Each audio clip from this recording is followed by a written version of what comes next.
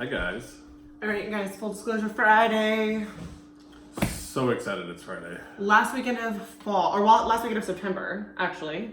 First weekend of fall. Very exciting. It was like misting and cold, and I was taking my kids to school It's today. gonna rain for 3 days. It's gonna be like 57 degrees here. In Awesome. heaven. Only bummer is we're going to miss out on Reagan's soccer game tomorrow. It'll probably be rained out. Huh. So that'll stink. Yeah. Well, whatever. All right, you guys, with it being fall, Matt and I thought it would be really prudent to talk about some fall real estate strategies. So, things are different when buying and selling in the fall. It is not, real estate's prime time. It's everybody starting to gear up for the holidays and it kind of winds down. It's very cyclical. It happens every year. So it's very important to understand kind of the ebbs and the flows of it and how it can benefit you as a buyer for sure. And we love buying and selling in the fall and the winter because there's a lot of strategy involved and there's a lot of Negotiation, wheeling, dealing, haggling, and there's the ability to get great deals for our clients, which we really love. We love the satisfaction of just getting a great house at a great price. So some of our best wins have been in the fall for sure. I know, we love it. Okay.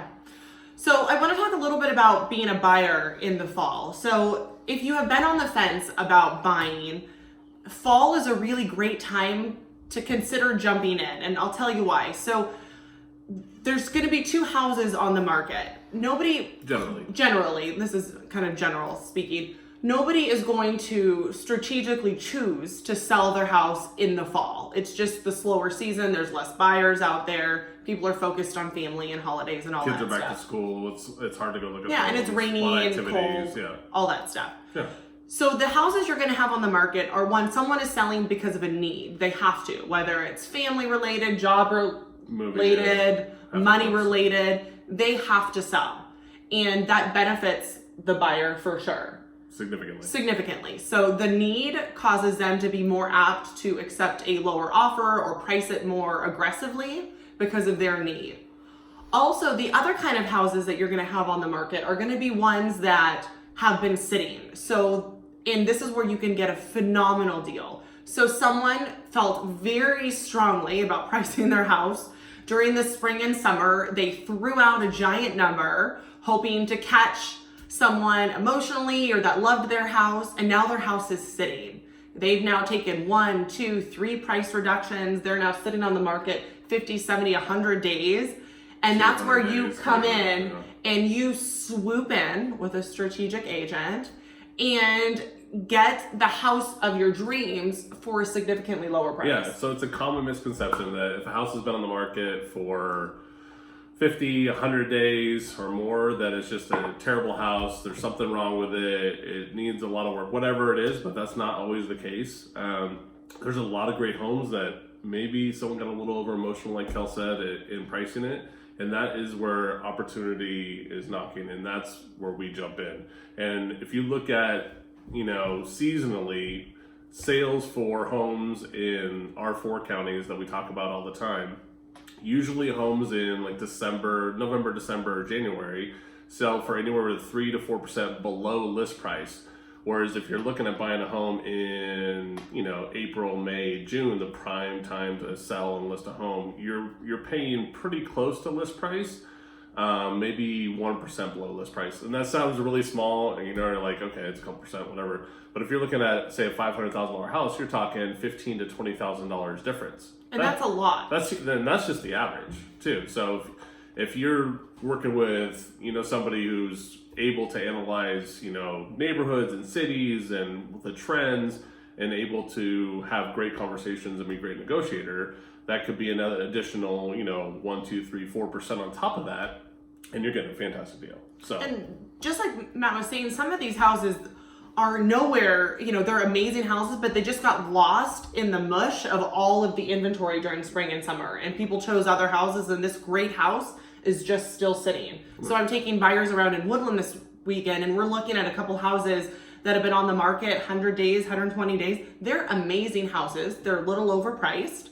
but they could and should have been bought during the spring and summer, but there's just a ton of inventory in that neighborhood that they're looking at. And I'm taking some buyer clients that, we just met, and we're going into Orangevale, and literally I looked at some of these houses 60 to 90 days ago with another client, And they're still on the market. They were overpriced then, and they're still a little overpriced now. So it's a great opportunity. They're great homes. You know, maybe they're not perfect. Maybe they have something that needs to be addressed. But there's a lot of great properties out there too. So don't let the days on market scare you. And people who have had their homes on market for 2, 3, 4, 5 months are paying additional mortgage payments, insurance, and you know, they want to move out of it just as much as someone wants to buy it. So. And, they are motivated, very motivated. And most people really want to get rid of this house before the end of the year, you know, before the holidays, before the end of the year, before the tax season, because it gets all mushy and jumbled if, you know, it crosses over. You like that word? I don't know. I feel like mushy today. Yeah, so if you think about it, if you're a seller right now and your house has been on the market for a while, you want to definitely get out of it before like Halloween. Like if you're sitting on it, it's November, then you got Thanksgiving coming, nobody's really looking at a home unless they have a need to move and purchase. Or you know, Christmas, then New Year's, and then rainy season and snow wherever you're at. It becomes very challenging at those times too. So buyer, and it's also a great time too where there's going to be less buyers in the market, so you're not going to be competing as much for great houses. Yeah, you're not going to have a lot of multiple offer situations, which is so nice, especially on a house that's been on the market a long time. So, you know, we have a lot of clients that are looking to buy homes, say like July, August, and if it's not a time-sensitive need to purchase a home right then or sell their home and purchase a home, if they have the ability to wait, say they're renting right now and they have the ability to wait a month or two, we tell them to be patient. You know, there's a lot of opportunities that will come your way, or if you have a home that you're looking at, maybe let's just be strategic and let the seller kind of come down on their price, or let them kind of deleverage themselves and present the offer. So buyers, this is a phenomenal time. It is a great time. It is our favorite time. Some of our best deals. Matt negotiated a killer deal a couple years ago in Land Park where you got like $30,000 off. Remember that house on 16? I do. Yeah. And we got a great deal on our house. That was a great house. Yeah. So that was a great little neighborhood too. Yeah. So we've gotten some of our favorite, most aggressive price reductions in price during the fall. So for the sellers, you guys, and you know, it doesn't mean the end of the world for you. I know, we just made it sound like doom and gloom for a seller, but it absolutely isn't. It doesn't have to be. And so if for whatever reason you do have that need and you do have to sell in the fall or the winter, the holiday season, to be successful, you just have to be strategic and have a really... and well prepared. Yeah. Well prepared. Yeah, and have a real serious game plan and understand what you're up against and kind of hedge your bets that way. So there is less inventory. So if you look at it year over year, you're looking at about 16% less inventory than last year right now in the market. That inventory is going to go up a little bit, but it's right now you're not looking at a lot of as much quality inventory, top end houses. So if your house is well prepared and clean and staged, and you know, maybe a fresh coat of paint if need be, you have a much better chance of standing out. Great pictures too. We talked about that last week.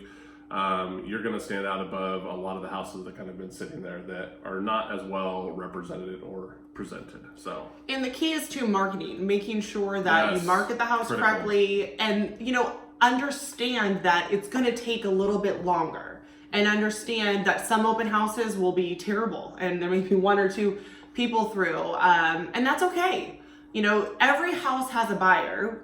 You just got to wait for that specific buyer. Absolutely. The time will come. Yeah, you definitely don't panic in the fall and the winter. Average days on market, you're looking about like 30 to 34 days, depending on where you're at in our counties. That seems like an eternity when you're listing and selling a house. For the realtor too, trust me. But most times, if your house is well prepared and ready to go to market, it will happen much sooner than that. Obviously, if it's well priced as well. So. All right, you guys. So I hope that kind of gave you a little bit of insight into, you know, fall strategies. Buyers, this is your time. Sellers, it doesn't have to be the end of the world. Yeah, if you're looking to buy right now, this is the time to get some deals. Or if you've been on the fence, jump in the water. Absolutely. Feet first, and we would love to help you. Yeah. So hope you guys have a wonderful weekend. We're taking a weekend off of open houses, going to be spending some time with family this weekend and working on our house. So we were thinking about going forward too. You know, Matt's so handy talking about some ways to maintain your biggest asset in your house. So talking about maybe repairing some dry rot, how to do that. You know, we are multifaceted, and we talked about it before, but all the things that we have redone in our house and how we help our sellers get ready to sell. And we thought it'd be great to help our Facebook friends and family. Save thousands. during Save the process. thousands. So anyway, you guys have a great weekend. Enjoy the fall weather, and we will see you next week. All right. Bye, guys. Bye.